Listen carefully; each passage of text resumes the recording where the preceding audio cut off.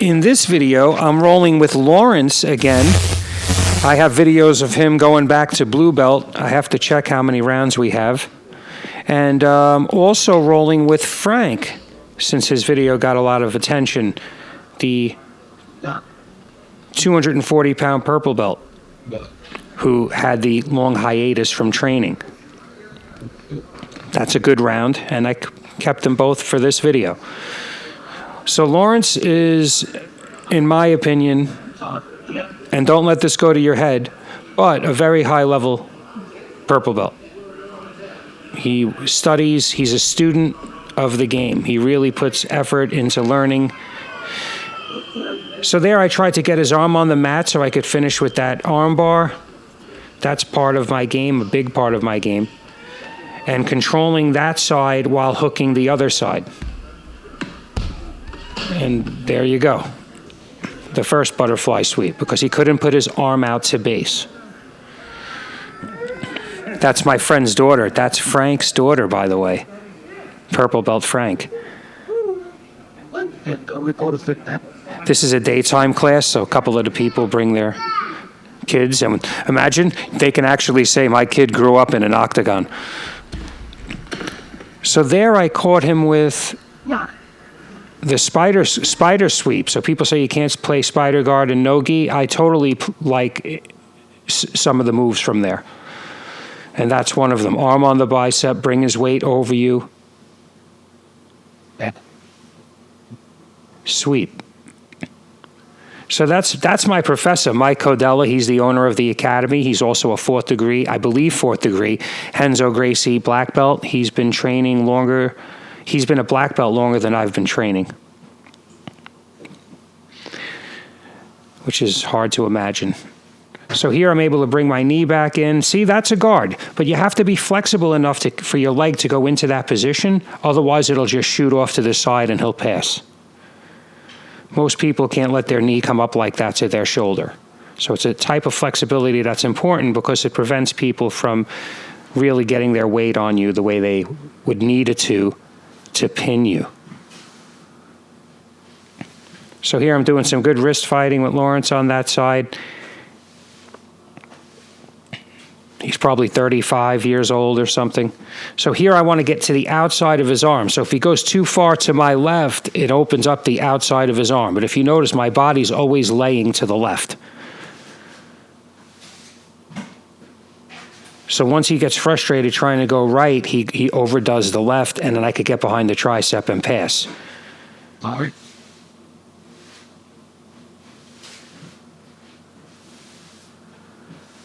So he's on my hooks. It's just a matter of when he makes a mistake. Yeah.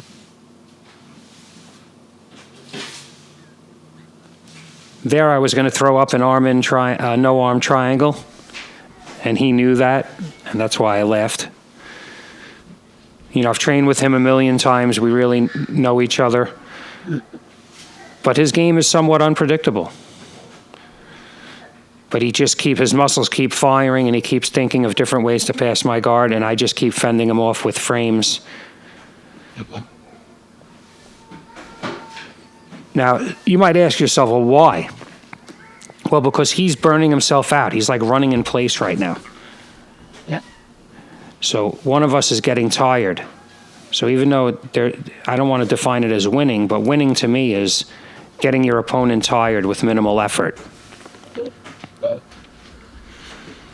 So we're 4 minutes into a round with a young purple belt. And I'm not suffering for oxygen. So here again, I'm trying to pull his arm in front of me. Now what'll usually happen is he'll rip his arm out and try to go the other way, and then I'll sweep him. See, it's starting. Oh, there it is.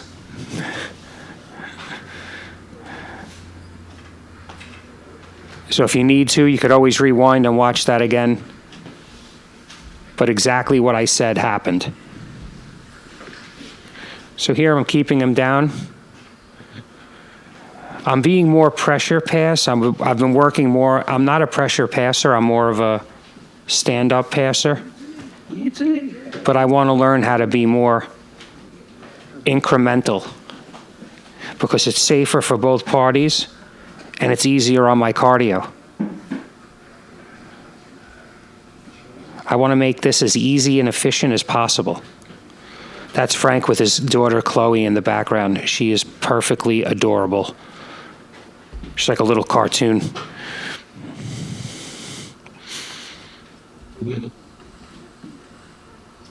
So now Lawrence likes the butterfly guard game.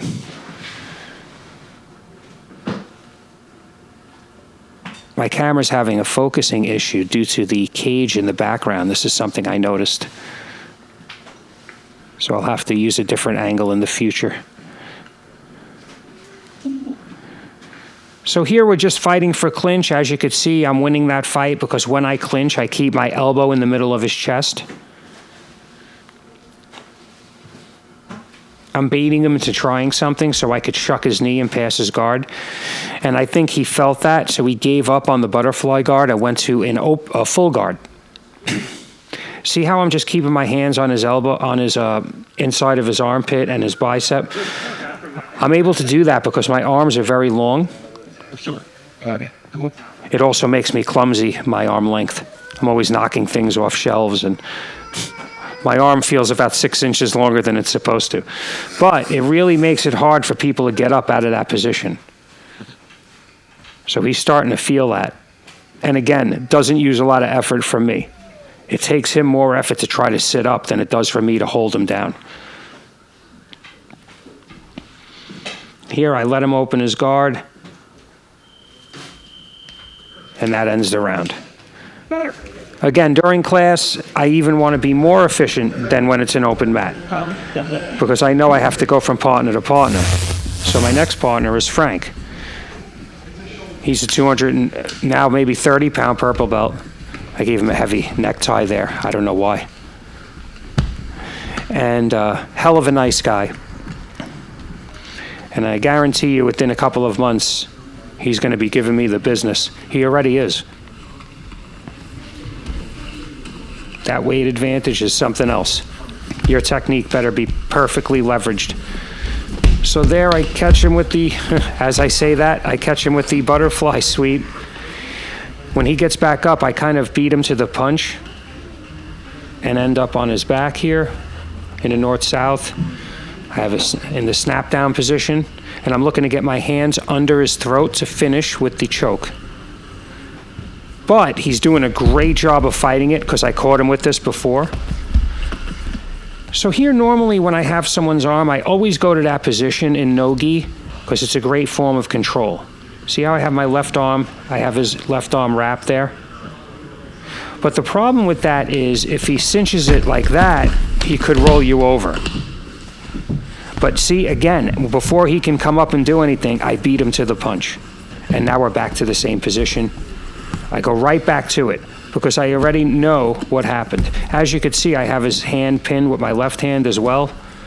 That really made things hard on him. But see how I rolled him into that choke here? I should have done that before. I was too relaxed, and then he was able to roll me. I had to take him off his base with that same hold. So the hold that led to my demise was my fault because my timing was off. It could have been led to my victory. So here he tried to come up. I'm just keeping his arm hooked. It really makes it hard.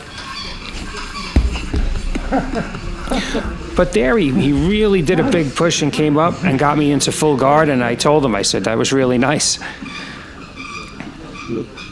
If it works, it works. No.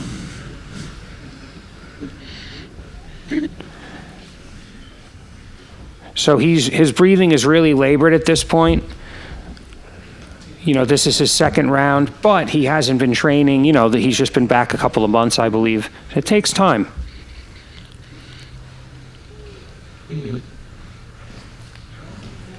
Also, he doesn't stop.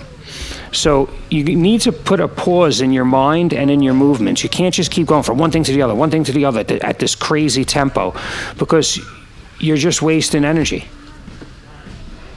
If you slow down your thinking to 30% of the way you were thinking prior, you'll be a lot more effective.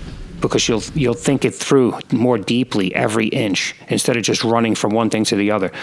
So there I finished him with the Oki lock. That's my new favorite toy right now in the jiu-jitsu world. I love it, and I notice people are very susceptible, and it's very easy to finish. I like the ankle lock as well, but I need to learn more about the leg entanglements. So there I'm looking to push his elbow across so I could take his back. There he tries to step over. I have to put this in slow motion. Look at that big step, but I fend it with my elbow, and I end up, he knew I would have took his back there, so he spun as fast as he could back into me, and I threw him into guard. So we anticipated each other twice in a split second of movement. I thought that was really interesting. Frank is no joke.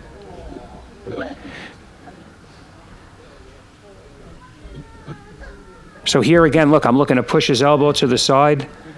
He felt that. I was pulling him forward and pushing his elbow to the side. A much bigger and stronger opponent. Just using the proper technique. So he's really looking to control my legs, which obviously, as you can see, isn't easy. There I'm looking to elevate him into either the armbar or the sweep. But what ended up happening was he got over my hook. Or he's about to do it now. Yeah, he shucked my leg. Really good job on his part. And I am in trouble. Seems like his baby doesn't like that either. That's Game of Thrones Billy playing with another Billy's son.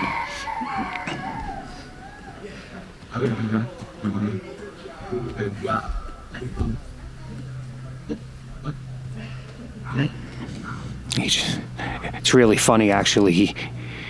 He's a little ruffian. So here, I'm trying to get my knee back in. I'm turning on my side. I don't want to be flattened out. There's a reason why the pin is a win in wrestling. It's just a terrible position structurally for a grappler. So as you can see, I was able to get my knee in. See, he should be peeling my elbow away from my body there with his left forearm. That would really help him control me. That's why I'm keeping it tucked in like that. And that ends the round. It's always good rolling with Frank. More to come with him. So check out my Instagram channel, Instagram page, Jits over 50. Please follow. And if you want to help support the channel, you can buy me a coffee, or you can go to the X Marshall link in the description. They're having a sale now. Plus, anything you buy is 15% off with code Jits over 50. So little Chloe is going to be united with her dad. Thank you for watching. Please like, share, and if you haven't already, subscribe. Thank you.